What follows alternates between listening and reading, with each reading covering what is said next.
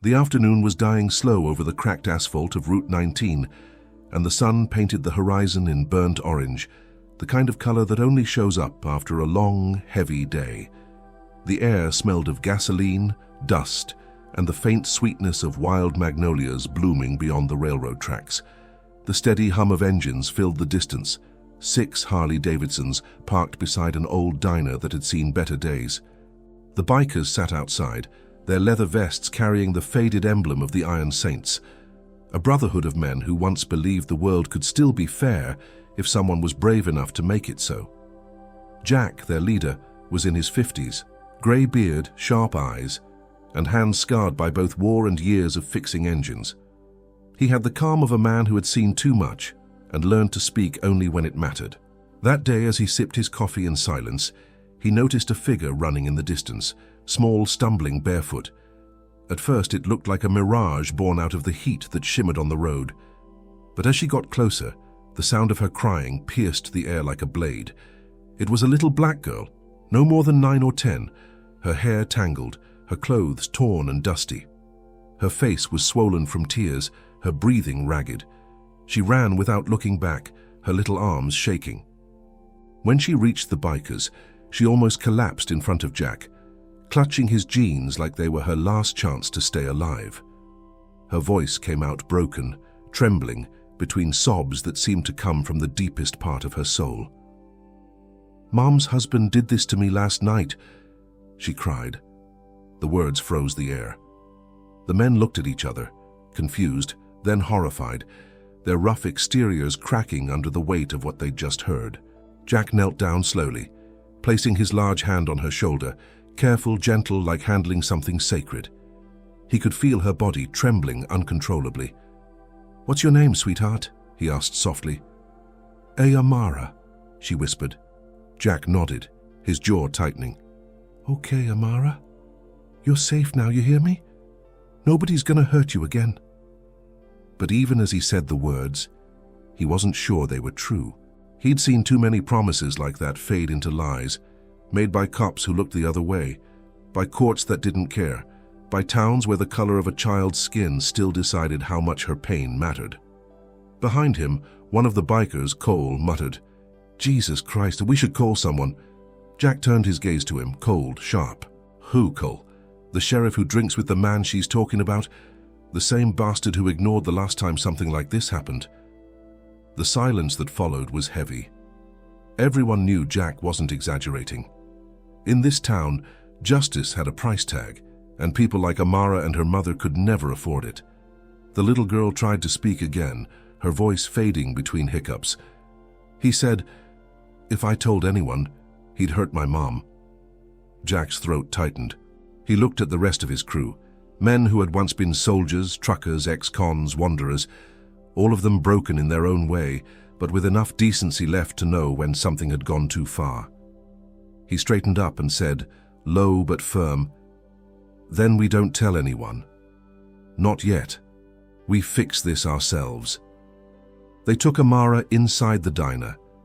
The waitress, an older woman named Ruby, gasped when she saw her and immediately fetched a towel, some warm milk, and a blanket. As Amara sat there, wrapped in the fabric that smelled faintly of cigarettes and detergent, her tears began to slow, though her eyes still darted toward the door every few seconds, as if expecting the devil himself to walk in. Jack sat across from her, his elbows on the table. "Where's your mom, Amara?" "At home," she murmured. "He's still there." The words landed like thunder.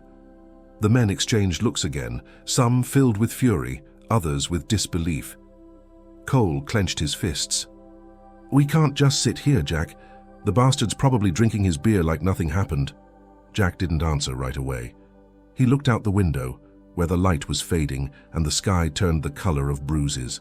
His thoughts drifted to his own daughter, Lily, who had disappeared 15 years ago, taken by a stepfather no one ever punished. Her picture still lived inside his wallet, worn and faded, her smile forever 10 years old. He took a deep breath and turned back to Amara. "We're not gonna sit," he said finally. "We're gonna ride." Outside, the engines roared to life one after another, echoing through the valley like thunder announcing a storm. Ruby tried to stop them, "Jack, don't do something stupid." But he didn't even look back. The girl was asleep now, curled up on the diner booth, and for the first time in years, Jack felt like what he was about to do actually mattered. The sun dipped below the line of the pines as the bikes rolled down the road, headlights cutting through the dusk. The wind whipped at their faces, carrying with it the dust and the weight of unspoken rage. For these men, justice had always been a word said too late. But not tonight. Not after what that little girl said. And somewhere inside that small diner, a frightened child dreamed of a world where monsters didn't wear wedding rings and where the sound of engines meant rescue, not fear. The night settled heavy over the valley, pressing against the tin roofs and flickering streetlights of the forgotten town. The wind carried the smell of rain and burnt rubber as the 6 motorcycles cut through the darkness, their engines low and steady, like the growl of something ancient waking from a long sleep. Jack led the pack, eyes fixed on the winding road ahead. Behind him the men rode in silence, the weight of what they were about to do hanging between them like the storm clouds gathering above. They weren't headed to the sheriff's office. They weren't heading home either. They were heading to the old mechanic shop at the edge of town, a place the locals called the Den. It used to be a repair shop, but over the years it had become their refuge, a place where lost souls gathered when the world outside stopped making sense. Inside the Den, the air smelled of oil, dust, and whiskey. Faded posters of rock legends hung on the walls, and a jukebox in the corner glowed faintly in the dark, though no one had touched it in years. There was an old sofa patched with duct tape, a few mattresses tossed in a corner, and a wood stove that crackled softly, casting golden light across the concrete floor. Jack parked his bike and dismounted, the others following close behind. A few minutes later, Ruby's old pickup truck pulled up, and out stepped Amara, still wrapped in the same blanket, her small face half hidden by fear and exhaustion. She looked even smaller under the neon light that flickered above the garage door. Jack went to her, kneeling again so their eyes met. "You did good, kid. You're safe now, you hear me?" Amara nodded slowly but said nothing. Her eyes moved around the room, scanning the rough faces, the tattoos, the smell of smoke and leather, men who looked like trouble but somehow didn't feel like it. Cole brought over a mug of hot cocoa he'd made on the stove, his large tattooed hands almost trembling as he passed it to her. "Careful, it's hot," he murmured, his voice unexpectedly soft. Amara sipped it, holding the cup with both hands. The warmth spread through her, and for the first time in what felt like forever, her body began to relax. She looked up at Jack again and whispered, "Are you going to tell the police?" Jack hesitated before answering. He looked at the others, then back at her. "Not yet. First, we make sure he can't hurt you or your mum again." The girl's lip quivered. "He hurts her too." The words hit harder than any punch. Cole cursed under his breath, slamming a wrench onto the table. The sound echoed like thunder. Jack didn't flinch. He just took a long breath and said, "Then tomorrow we go get your mum." For a moment, no one spoke. The fire crackled, and the storm began to tap lightly on the roof. Outside, lightning flashed, painting the walls with fleeting white light. Amara curled up on the sofa, pulling the blanket to her chin, her eyes heavy with exhaustion. Jack watched her as she drifted to sleep. There was something about her face, the innocence, the pain, the quiet strength, that stirred something deep in him. It had been years since he'd allowed himself to care about anyone. After Lily vanished, he'd built walls so high even his own soul couldn't climb them. But now, staring at this little girl who had run to them like an angel lost in hell, he felt those walls crack for the first time. He rose slowly, turned to his men and said in a low, steady voice, "We're not just bikers tonight, we're the only thing standing between that kid and a monster." Cole nodded. "So what's the plan?" Jack grabbed a map from the wall and unfolded it on the table. "She said he's still at the house. That gives us time to move her mother before he realizes she's gone. We'll wait until morning. Ruby, you keep her here. Make sure she eats. We'll take the back roads to avoid attention." One of the younger bikers, Nate, frowned. "Jack, if the guy's connected, and like you said, he's not going to let this go easy. Word's going to spread." Jack's gaze hardened. "Then let it spread. Maybe the town needs to remember what happens when people stop protecting their own." The men nodded, silent understanding passing between them. These weren't saints.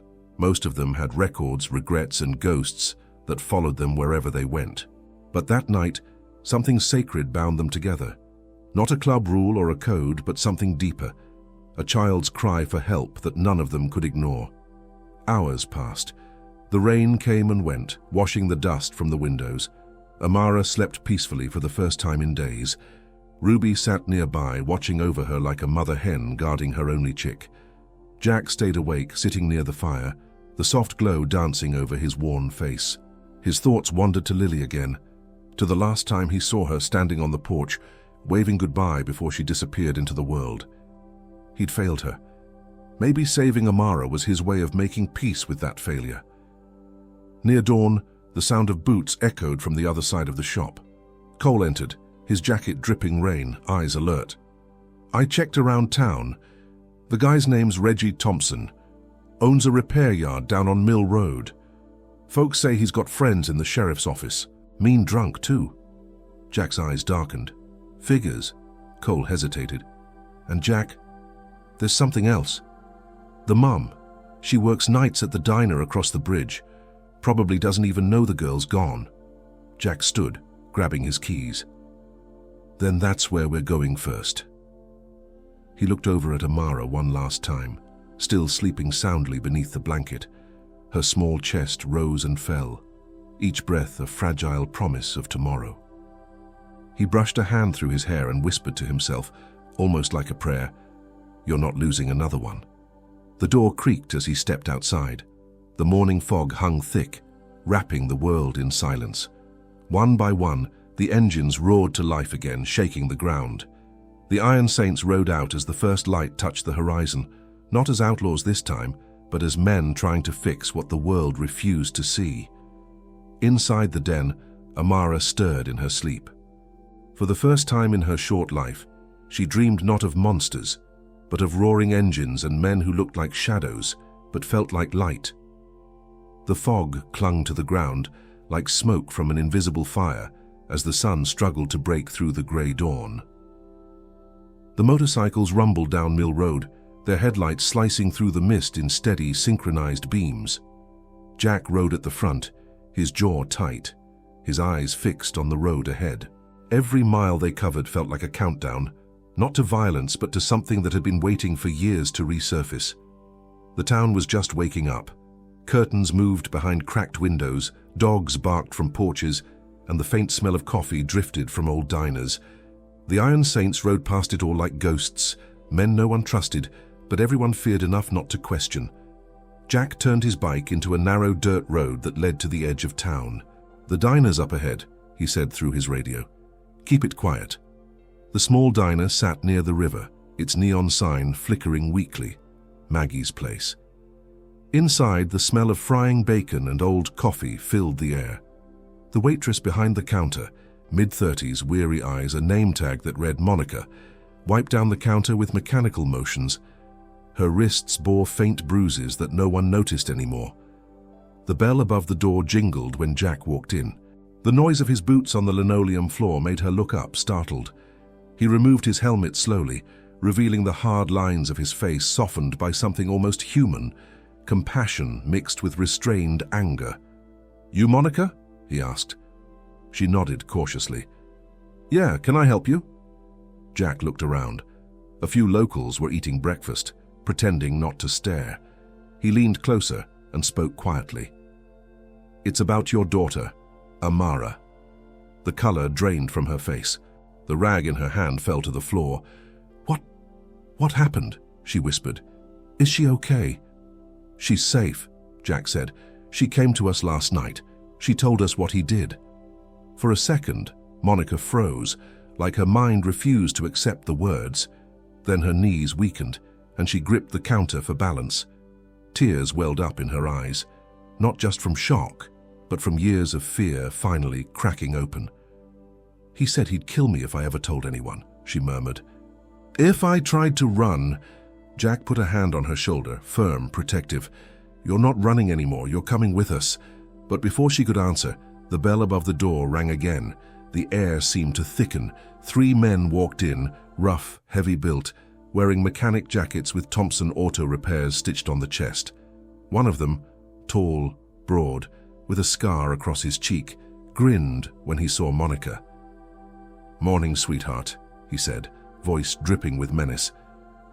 "Didn't expect to see you talking to company this early." Jack turned slowly, meeting his eyes. "You must be Reggie Thompson." The man smirked. "That's right. Who the hell are you?" Jack's tone was calm, almost too calm. "Someone who doesn't like men who hurt little girls." The diner went silent. Even the coffee machine stopped hissing, as if the air itself was holding its breath. Reggie's grin faltered, replaced by a flicker of recognition. "You that biker trash from the highway?" Jack didn't move. Behind him, Cole and Nate entered, blocking the exit. The three men stiffened. Monica whispered, "Jack, don't. He's dangerous. He's got friends in the sheriff's office." Reggie chuckled darkly. "That's right, baby. And you should have remembered that before bringing these clowns into my business." Jack took a slow step forward. "Your business ended the moment you touched that kid." Reggie's hand twitched toward his belt, a gun barely visible beneath his jacket. But before he could reach it, Cole moved faster than anyone thought possible. In a blur, he slammed the man's wrist against the counter, the gun clattering to the floor. "Try that again," Cole hissed, "and I'll make sure you never touch anything again." The diner erupted in chaos. The two other men lunged forward, fists flying, but Nate intercepted one with a brutal swing that sent him crashing into a booth. Jack grabbed Reggie by the collar and slammed him against the wall. Plates shattered, people screamed, coffee spilled across the floor. Jack's voice was low, dangerous. "You listen to me, you sick bastard. You go near that woman or her daughter again, and you'll pray the cops find you before I do." Reggie spat blood, laughing hoarsely. "You think you can scare me? I own this town." Jack leaned closer, his eyes burning. "Then consider this a hostile takeover." He released him, and Reggie crumpled to the floor. The bikers turned to Monica. "Let's go," Jack said. "Now." She hesitated only a second before grabbing her coat and following them out. The locals inside pretended not to see anything, the kind of cowardice born from years of survival. No one would tell the cops what really happened, not here, not against Thompson. As they sped away, the rain began again, thin, cold, relentless. Monica sat in the sidecar of Jack's bike, clutching a photo of Amara to her chest, tears cutting through the grime on her face. "Is she really okay?" she shouted over the wind. "She's safe," Jack said. "She's waiting for you."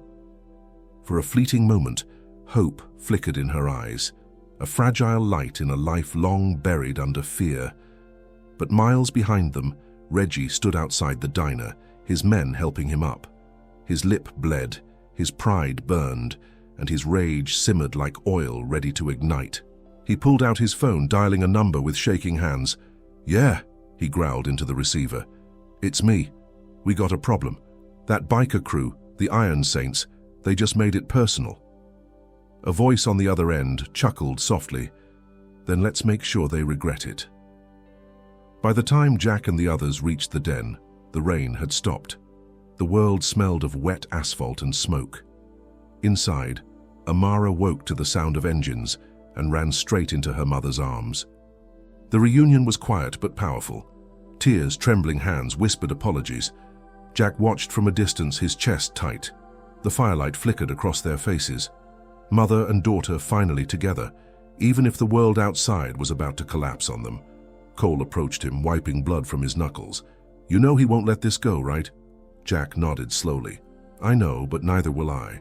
He looked once more at the small family huddled by the fire, and for a moment he allowed himself to believe that maybe this time the past didn't have to win. Outside, thunder rolled across the mountains, echoing through the valley like a warning, because in towns like this, darkness never really dies. It just waits for the right time to come back. And that time was coming. The storm that had threatened all night finally broke before dawn. Rain poured down in thick, relentless sheets, drumming against the metal roof of the den like war drums, calling men to their fate. The air inside was tense, heavy with the kind of silence that comes when everyone knows something is coming. They just don't know when. Jack sat by the window, cigarette burning low between his fingers. The smoke curled upward, blurring his reflection in the glass. Outside, the world was washed in grey. Inside, every man was armed and restless. Cole cleaned his shotgun in silence. Nate sat sharpening a hunting knife, his leg bouncing nervously. Even Ruby, usually the calm one, moved around the kitchen with trembling hands, pretending to tidy up just to keep busy. Monica and Amara were in the back room, sleeping in each other's arms. Jack glanced at the closed door every few minutes, as if making sure the fragile piece behind it hadn't shattered yet. When the sound finally came, it wasn't thunder. It was engines.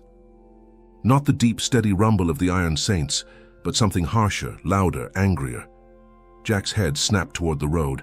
"They're here." Cole was already on his feet. "How the hell did they find us?" "Reggie's got connections," Jack muttered, stubbing out his cigarette.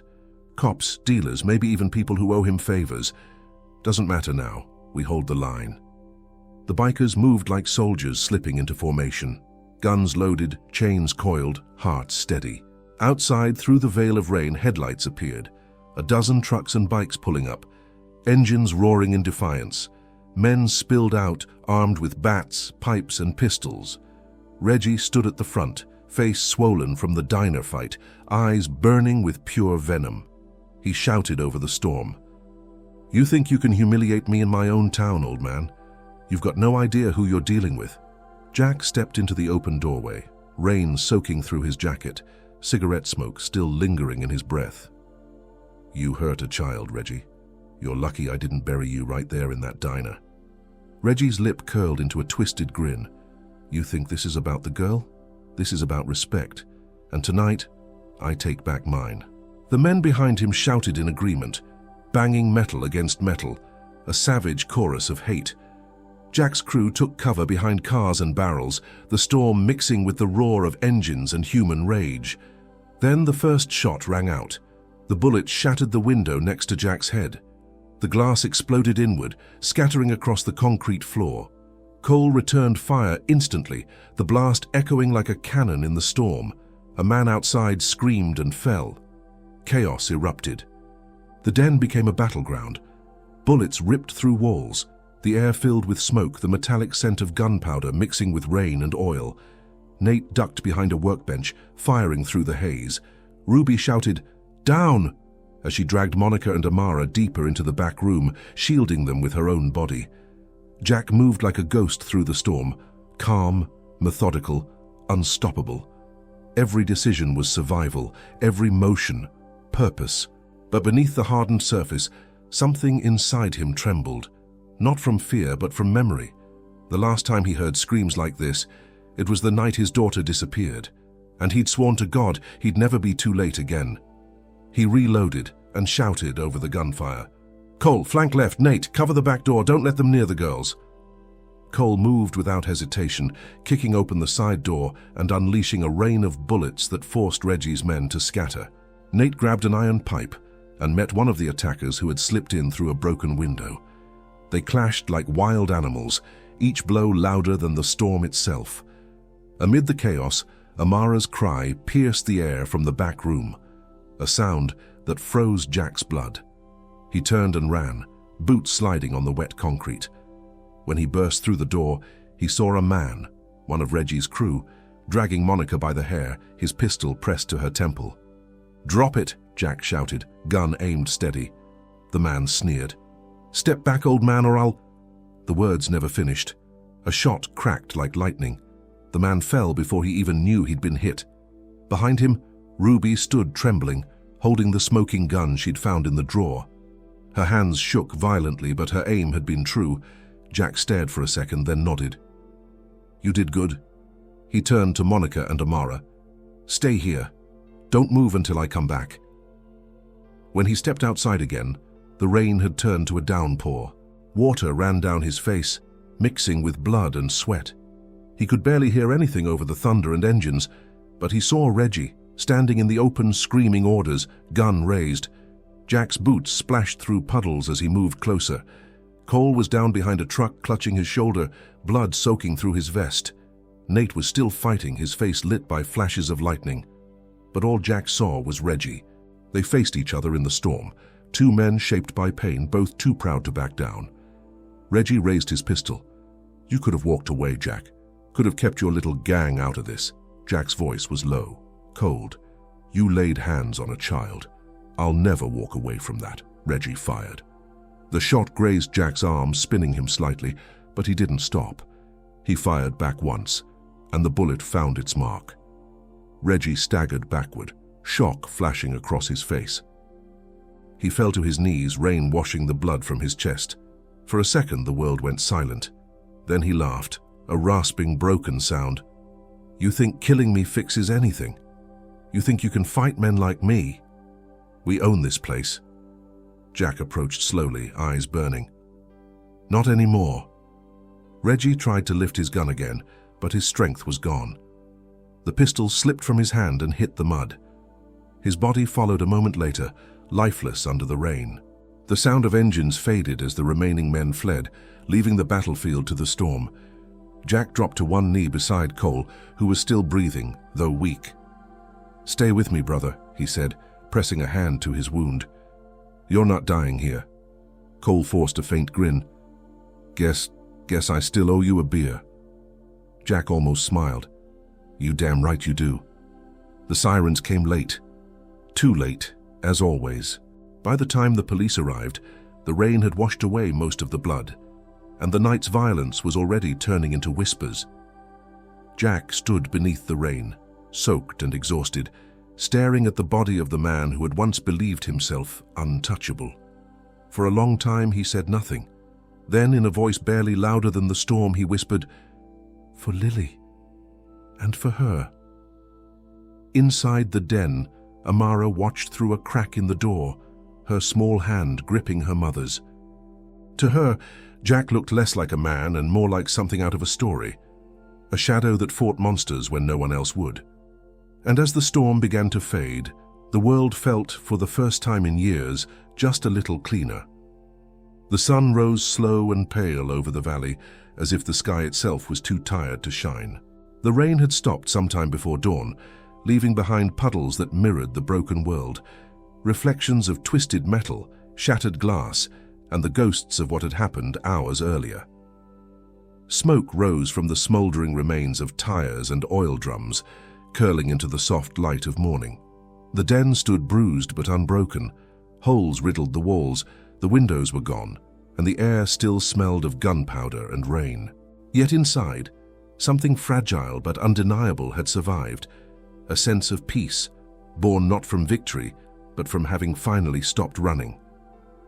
Jack sat on the steps outside, arm bandaged, staring at the horizon. His body ached, but his mind was quieter than it had been in years. The weight he had carried since Lily's disappearance, that endless ache of guilt and failure, felt lighter, not gone, but eased by the strange grace of what had just unfolded. Behind him, the door creaked. Amara stepped out barefoot, wrapped in one of Ruby's old flannel shirts that dragged down past her knees. Her eyes were still swollen from crying, but her voice was steady when she said, "You didn't let him hurt anyone again." Jack turned to her and tried to smile, though it came out more as a grimace. "No, sweetheart, he won't be hurting anybody anymore." She walked closer, clutching something in her hands, a small, dirty plush bear missing an eye. "Mama said we're going away, maybe to another town." Jack nodded. "That's probably for the best." Amara hesitated, then asked softly, "Will you come with us?" The question caught him off guard. He looked down at her, this small girl who had stumbled into their lives like a spark in the dark. Part of him wanted to say yes, to leave this place, to start again, to trade his ghosts for something alive. But he knew better. "Some of us don't get to start over, Amara," he said gently. "We just make sure others can."